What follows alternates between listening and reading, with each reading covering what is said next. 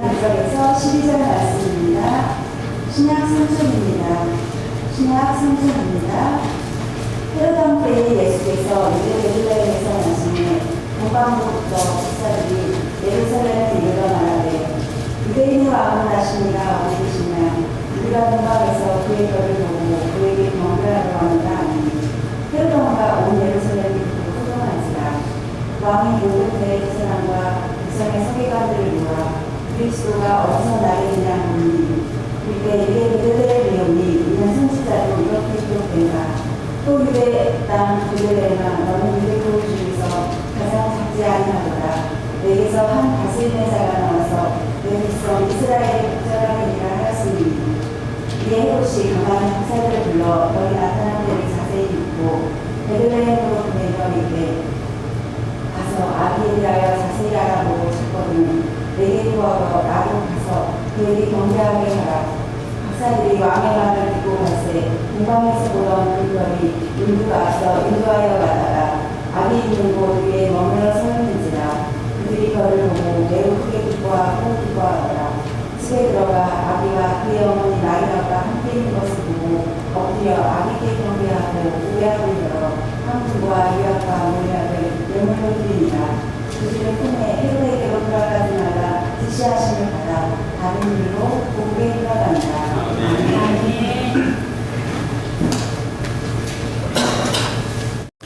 동방의 박사들이 별을 보고 있었습니다. 밤하늘의 별이 아주 유난히 밝게 빛나고 있었습니다. 그런데 예전에 볼 수 없었던 또 이제 볼 수 없는 특별한 별이 나타나게 되었습니다. 그 별은 유난히 밝은 별이었고 그 별은 새로운 왕의 탄생을 알리고 있었습니다. 박사들은 천문학자였습니다. 또한 철학, 의학, 자연과학에 능통했던 그런 사람들이었습니다. 당시 사람들은 이 박사를 마고이라고 불렀습니다. 마고이는 경건했던 사람이고 진리를 탐구하는 사람들로서 존경받는 그런 사람들이었습니다. 이 캄캄한 밤에 별이 더욱더 빛을 발하고 있었고 이 별은 길을 보여주었습니다. 그래서 이 동방의 박사들은 그 별을 따라서 새로운 왕을 찾아서 길을 떠나게 되었습니다. 박사들은 이 별을 따라서 예루살렘까지 오게 되었는데요. 바벨론에서 예루살렘까지의 거리가 약 1500km 정도 된다고 합니다. 그 먼 거리를 별을 따라서 오게 되었던 겁니다. 왜냐하면 이 동방의 박사들은 그 별이 왕의 탄생을 알리고 있는 사인이었음을 알고 있었기 때문이었습니다.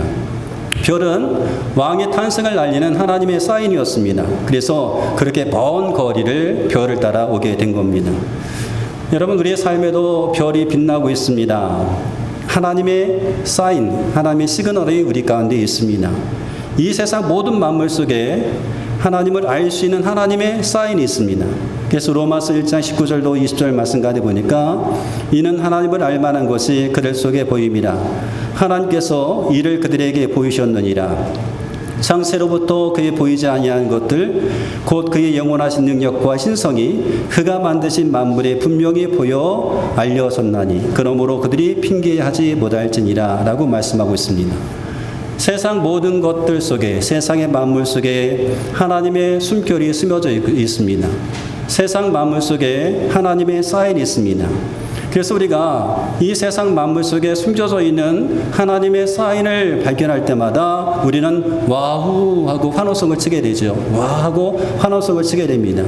그리고 이 세상 만물 속에 숨겨져 있는 하나님의 숨결을 발견할 때마다 그 하나님의 높으심을 찬양하게 됩니다.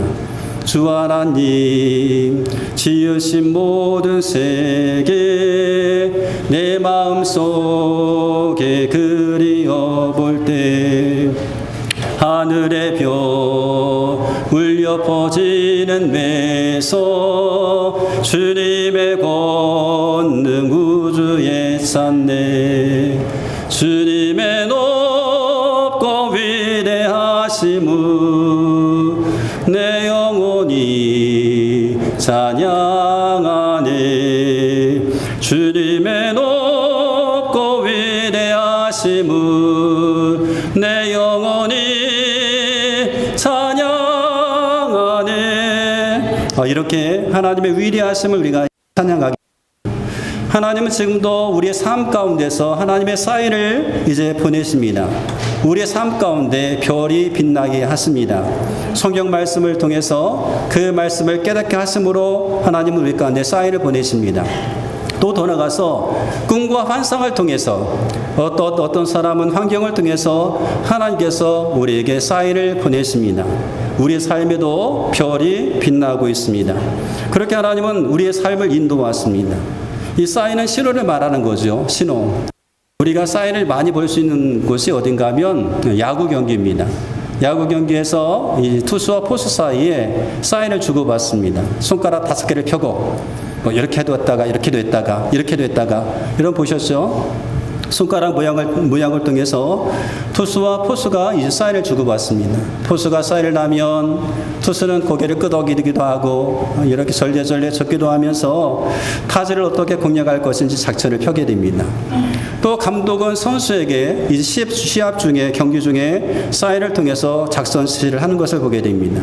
그러면 선수는 그 감독의 지시대로 감독의 사인대로 이제 움직이게 됩니다. 그렇게 감독이 지시하는 대로 감독의 사인을 보내는 대로 할 수 있는 그 선수가 능력 있는 선수고 좋은 선수라고 할 수가 있겠지요. 글로브라고 하는 영화가 있습니다. 충주 성심학교 야구부를 소재로 한 영화인데요. 듣지도 말하지도 못했던 이 학생들이 자신들의 자기를 딛고 야구를 하는 과정을 그린 영화입니다. 근데 이 영화에서 이 성심학교의 야구부 코치로 온 사람의 이야기가 등장합니다. 이 코치 가루는 자기 아들이 야구 경기를 하는 것을 보러 가게 됩니다. 그 경기는 아들의 활약을 통하여서 아들이 있는 팀이 이제 큰 승리를 이제 거두게 됩니다. 엄마는 그 승리를 보고 너무나 기뻐하면서 아들을 칭찬해 주면서 이제 안아줍니다. 그런데 아빠는 그렇지 않습니다. 코치였던 이 아빠는 그렇게 하지 않습니다. 이기니까 좋니? 라고 말하면서 아들에게 가방을 달라고 합니다. 아들이 야구 가방을 건네주자 이 코치였던 이 아빠는 그 야구 가방을 이제 내동댕이 치면서 이야기를 합니다. 야, 너는 야구할 자격이 없어. 감독의 사인을 무시하는 선수는 더 이상 선수가 아니야. 아까 분명히 감독이 너한테 번트 사인을 보냈잖아. 왜 번트 사인을 보냈는데 왜 번트를 안 했니? 번트 하려니까 자존심이 상하니? 그래서 너 잘났다 보여주려고 방망이를 휘둘렸니? 그렇게 홈런을 쳐서 이기니까 좋니? 그러면서 하는 말이 그건 선수가 아니야. 야구는 혼자 하는 것이 아니기 때문이지 라고 얘기했습니다. 선수는 감독이 보낸 사인들을 해야 됩니다. 물론 감독이 잘못된 판단을 내릴 수도 있습니다. 그래도 선수는 감독의 지시를 따라야 좋은 선수라고 할 수가 있습니다. 하나님은 우리 각자에게 인생의 표를 이제 비춰주셨죠. 우리에게 사인을 보내주십니다. 하나님은 우리가 이 별을 발견하고 그 별을 따를 수 있도록 우리의 삶을 초대를 하십니다. 우리에게 별을 비춰주시는 주님, 우리에게 사인을 보내주셨던 그 주님은 결코 실수하지 않는 분이지요. 감독은 잘못된 판단할 수 있고 감독은 실수할 수 있습니다. 그러나 하나님은 잘못된 판단하지 않고 실수하지 아니하시는 분이다라고 하는 거죠. 동방의 박사들은 하나님이 보내신 사인을 알아보고 그 사인을 따라서 지금 예루살렘까지 오게 된 거예요. 그렇게 예루살렘까지 오게 된 것처럼 우리도 하나님의 사인을 보았다고 한다면 그 사인을 따라서 움직여야 된다는 겁니다. 예루살렘에 왔던 복사들은 사람들에게 묻기 시작해요. 유대인들의 왕으로 나신 이가 어디 계시냐? 우리가 동방에서 그의 표를 보고 그에게 경배하러 왔더라. 유대인의 왕으로 나신 이가 어디 계시냐? 우리가 동방에서 그의 별을 보고 그에게 경배하러 왔더라. 이 별이 누구의 별입니까? 그분의 별, 그의 별입니다. 주님의 별입니다. 이 별의 주인이 누구입니까? 예수 그리스도가 이 별의 주인입니다. 바로 이 예수님께서 왕이 되시는 거죠. 이사야 9장 6절 말씀 가운데 보니까 세번역 성경에 이렇게 기록되어 있습니다. 한 아기가 우리를 위해 태어났다. 우리가 한 아들을 모셨다. 그는 우리의 통치자가 될 것이다. 그의 이름은 놀라우신 조언자, 전능하신 하나님, 용존하시는 아버지, 평화의 왕이라 불릴 것이다. 예수님은 왕으로 오셨습니다. 우리의 삶 가운데 왕으로 오셨습니다. 겸손과 사랑과 평화의 왕으로 우리 가운데 오셨습니다. 죄와 사망으로부터 멸망받을 사람들을 구원하시는 구원의 왕이 되십니다. 사단의 세력을 정복하는 승리의 왕이십니다. 그런 왕으로 오셨습니다. 동방에서 왔던 이 박사들이 유대인의 왕을 찾기 시작하자 예루살렘은요, 한순간에 소동이 일어나기 시작했습니다. 그리고 이 소식은 당시 유대인의 왕이었던 헤롯의 귀에도 들어가게 되었지요. 그래서 왕은 사람들을 불러 모으기 시작했어요. 세상과 서기관들을 불러 모으면서 그리스도가 어디서 태어나느냐라고 묻기 시작합니다. 세상과 서기관들이 말씀을 통하여서 베들레헴입니다라고 대답하자 왕은요, 박사들을 불러서 베들레헴이라고 알려주게 되었습니다. 그래서 박사들은요, 왕의 말을 듣고 예루살렘에서 베들레헴으로 가기 시작합니다. 박사들의 발은 지금 예수님이 태어나셨던 베들레헴으로 향하고 있습니다. 발은 예루살렘으로 가고 있지만 박사들의 이 마음은 예수님께로 가고 있는 거지요. 동방의 박사들의 발은 별을 따라서 베들레헴으로 가고 있었어요. 그러나 동방 박사들의 그 마음은 예수님께로 가고 있었던 겁니다. 여러분, 주일이 되면 우리는 교회로 오잖아요. 교회로 우리가 발걸음을 옮기게 됩니다. 우리의 발걸음은 교회로 오게 되지만 우리의 마음은 누구에게로 향하여야 되는가 하면 예수님께로 향하여야 되는 거예요. 나의 발걸음은 교회로 오지만 내 마음은 예수님을 향하고 있어야 되는 거죠. 예수님을 향한 우리의 마음이 우리의 발걸음을 교회로 오게 하는 겁니다. 예수님을 향한 우리의 마음이 우리로 하여금 주님께 예배드리게 하는 겁니다. 그러므로 우리가 주님 앞에 나올 때마다 주님에 대한 갈급한 마음이 있어야 되는 거죠. 동방 박사들은 그렇게 왕이신 예수님을 찾고 있었습니다. 그리고 동방의 박사들이 예수님을 찾고 있는 동안 하나님은 이 동방의 박사들을 인도하기 시작합니다. 9절 말씀 가운데 보니까 박사들이 왕의 말을 듣고 갈새 동방에서 보던 그 별이 문득 앞서 인도하여 가다가 악이 있는 곳 위에 머물러 서 있는지라. 하나님은 유난히 밝은 별로 이 동방의 박사들을 인도하셨어요. 박사들은 별을 따라 걸을 때에 때때로 힘들고 어려운 그런 길도 만났습니다. 만나야만 했습니다. 때때로 굽은 길도 만나야 했습니다. 그러나 그 길은 예수님께로 가는 곧은 길이었습니다. 바른 길이었습니다. 왜냐하면 그 길은 믿음으로 가는 길이었기 때문에 그러하죠. 그리고 빛나던 별은 예수님께서 계신 것을 알려주게 되었습니다.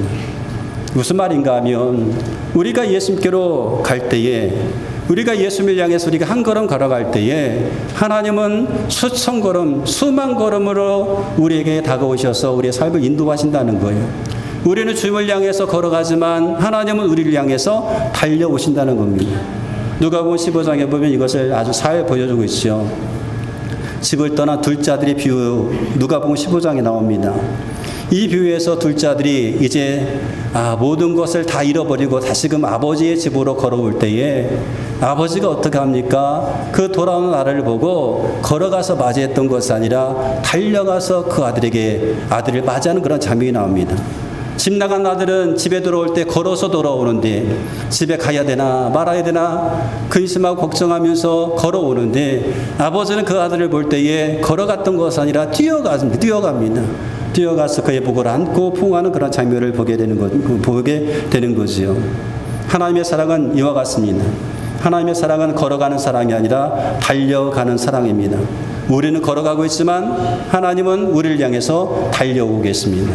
놀랍지 않습니까? 나는 걸어가는데 하나님은 나를 향해서 막 뛰어오는 거예요. 그 장면 한번 생각해 보세요. 저는 가끔 그런 경험을 합니다. 하은이와 예언이가 있는데 제가 하은이와 예언이를 향해서 걸어가면서 손을 벌려요. 그럼 어떻게 할까요? 아이들이 저를 향해서 막 달려옵니다. 그리고 품에 딱 안깁니다. 얼마나 여러분 행복한지 모르죠. 하나님의 사랑이 마치 그거 같아요. 우리가 하나님을 향해서 손을 벌리기만 해도 하나님 우리를 향해서 너무나 기뻐하시면서 우리를 향해서 막 뛰어오시면서 우리를 탁 안아주십니다. 우리가 하나님께 가기 위해서 한 걸음 나갈 때 주님은 우리의 삶 가운데 수천 걸음 달려오시면서 우리의 삶을 인도하시는 겁니다. 내가 하나님을 찾아갈 때에 하나님은 우리로 하여금 하나님을 찾을 수 있도록 수없이 많은 방법으로 우리의 삶을 인도하시는 거지요. 그러므로 여러분 용기를 내어서 다시 한번 주님께로 한번 향해 보시기 바랍니다. 예수님을 향해서 한번 길을 떠나보세요. 우리 마음이 주님께로 가게 한번 해보시기 바랍니다. 왕이신 예수님을 향해서 여러분 길을 떠나세요.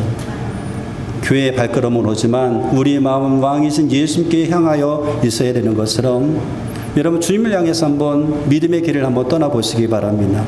때때로 그 믿음의 길이 메마르고 굉장히 고달픈 그런 길일 수도 있습니다. 굽은 길일 수도 있습니다. 그러나 그 길을 두려워하지 말고 그 메마르고 어두운 그 땅을 한번 통과해 보시기 바랍니다. 하나님께서 우리에게 보내신 별이 지금 빛나고 있습니다. 그 별을 비추고 있습니다. 여전히 별은 빛나고 있습니다. 그 별을 따라가면 되는 겁니다. 그러면 굽은 길도 통과할 수 있고 어둡고 메마른 땅도 통과할 수가 있는 거죠.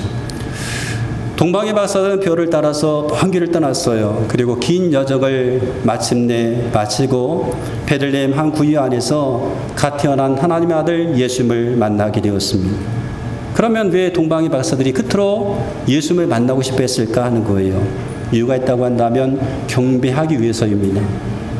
유대인의 왕으로 나신 이가 어디 계시냐? 우리가 그에게 경배하러 왔다. 경배하기 위해서 왔습니다.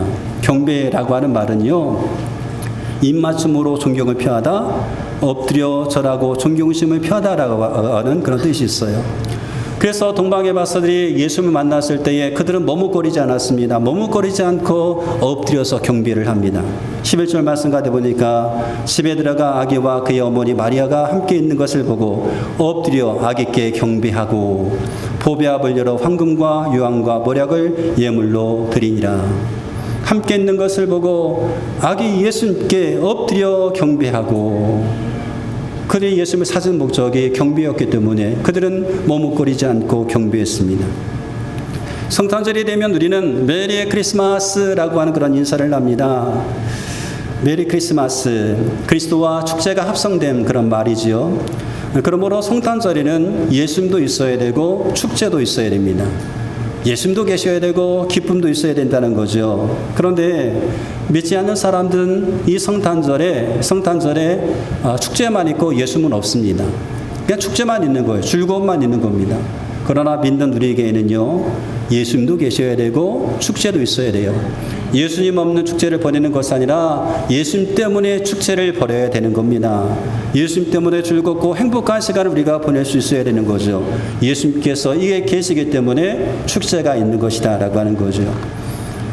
그러면 예수님께 나오는데 우리가 과연 무엇을 가지고 가야 될까 하는 거예요. 동방의 박사들은요, 황금과 유황과 모략을 가지고 왔습니다. 그리고 이 예물을 주님께 드렸을 때 주님은 이 예물을 기쁘게 받아주셨습니다. 우리가 주님 앞에 나오는 데 있어서 무엇을 가지고 나와야 될까라고 하는 거예요. 어떤 것을 가지고 나와야 될까 하는 겁니다. 우리가 예수님 앞에 오는 데 있어서 가지고 와야 될 것도 있고 또 주님 앞에 나오는 데 있어서 내려놓을 것도 있습니다. 제가 이곳에 와가지고 등산 얘기를 자주 합니다. 산에 오르는 얘기를.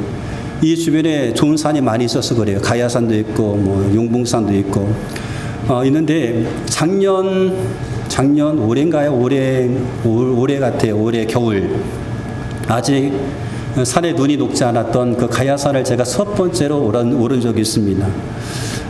그 가야산에 올라갔을 때에 오를 때에 제 배낭에 내가 뭐를 가지고 왔는가 하면 보온병에 물을 담아놓고 그리고 컵라면과 귤을 이제 가지고 배낭을 짊어지고 올라갔어요. 올라가는 내내 참 아찔했습니다. 왜냐하면 눈이 아직 다 녹지 않았기 때문에 미끄러웠거든요. 그리고 그렇게 이제 올라가가지고 산 정상 올라가가지고 이제 그 컵라면을 이렇게 먹었는데 참 그 맛이 참 좋더라고요. 여러분 경험해 보세요. 너무너무 좋았어요. 그런데 문제는 그 다음에 발생했어요. 내려와야 되는데 길이 너무나 미끄러운 거예요. 근데 산에 올라갔던 그 등산의 초보인 제가 무엇을 알겠어요? 안전 장비를 가지고 가지 않았습니다. 아이젠이라는 것 있죠. 뭐 등산하신 분들은 다 알겠지만 아이젠이 있으면 괜찮을 때 아이젠이 없었던 거예요. 근데 내려오는데 너무나 뭐라고 할까요? 위험했습니다.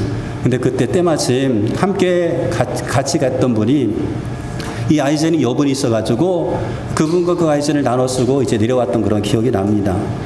등산할 때에 우리가 꼭 가지고 와야 될 것이 있어요. 그리고 포기해야 될 것이 있습니다. 등산할 때에 잔뜩 짊어지고 이것저것 다 싸매고 우리가 올라가면 어떻습니까? 높은 산일수록 올라가기가 너무나 힘든 거예요. 아마도 올라가면서 하나 둘 짐을 내려놓기 시작할 겁니다. 왜 그래요? 정상 올라가기 위해서 그거 필요 없으니까 꼭 필요한 것만 가지고 올라가야 되는 거죠. 그래서 우리가 정상에 올라가는 데 있어서 정말 필요치 않은 것은 과감하게 포기할 수 있어야 되고, 또 정상에 올라가는 데 있어서 정말 필요한 것들은 챙겨갈 수 있어야 되는 것처럼, 우리가 주님 앞에 나오는 데 있어서 필요 없는 것들은 좀 내려놓고 정말 중요한 것은 우리가 주님 앞에 가지고 나와야 된다라고 하는 거죠. 자카라이스 하이에스가 쓴 책이 있어요. 별이 빛난다라는 책이 있는데, 이 책에 이런 내용이 있습니다. 별이 빛납니다. 당신은 이 길에 많은 것을 가져갈 수는 없습니다. 그리고 많은 것을 길 위에서 포기하게 될 것입니다. 그러나 그것들을 떠나 보내십시오. 당신에겐 사랑의 황금과 갈망의 유황과 고통의 모략이 있습니다. 그분은 기꺼이 이것들을 받아주실 것입니다. 당신은 그분을 발견하게 될 것입니다. 여러분, 우리가 무엇을 가지고 가야 됩니까? 우리에게 있는 황금과 우리에게 있는 유황과 우리 가운데 있는 모약이 무엇입니까? 우리가 무엇을 가져가야 됩니까? 가져가야 될 것이다라고 한다면 주님을 향한, 주님을 만나고자 하는 그런 갈망, 그런 갈급함이 있어야 되고, 그리고 주님을 사랑하는 마음에서 가지고 온 그 예물이면 충분합니다. 여러분, 지금도 별이 빛나고 있습니다. 하나님의 사인이 지금도 우리를 비추고 있습니다. 하나님은 우리 각자가 그 별을 발견하기 원하시는 거죠. 우리는 우리에게 주신 그 별을 발견할 수 있어야 됩니다. 하나님이 사인을 보내시는데 그 사인을 놓쳐버리는 것이 아니라 그 사인을 보여주실 때마다 이것이 하나님께서 나에게 보내신 사인이구나 알아볼 수 있어야 되는 겁니다. 그 사인을 알아봤을 때에 그 별에 여러분 자신을 한번 맡겨보시기 바랍니다. 그 별이 나의 삶을 인도할 수 있도록 그 별에 나를 맡기는 거죠. 그리고 이 믿음의 길을 한번 떠나보세요. 길을 떠나보세요. 그 길이 어떤 길이든 그 길은 주님께서 인도하신 길이기 때문에 그 길은 바른 길입니다. 그 길이 때때로 어렵고 힘들고 어두컴컴하고 굽은 길이라 할지라도 그곳에 별이 빛나고 있기 때문에 그 별을 따라간다라고 한다면 그 길은 고든 길입니다. 바른 길이라고 할 수가 있습니다. 사랑하는 성도 여러분, 지금도 별은 빛나고 있습니다. 여전히 하나님께서 우리 가운데 별을 보여주십니다. 그 별을 알아보시고 그 별을 찾으셔서 우리의 삶을 인도할 그 별을 따라감을 통하여서 하나님께서 가고자 하는 곳에 여러분도 가기를 주님의 이름으로 축원드리겠습니다.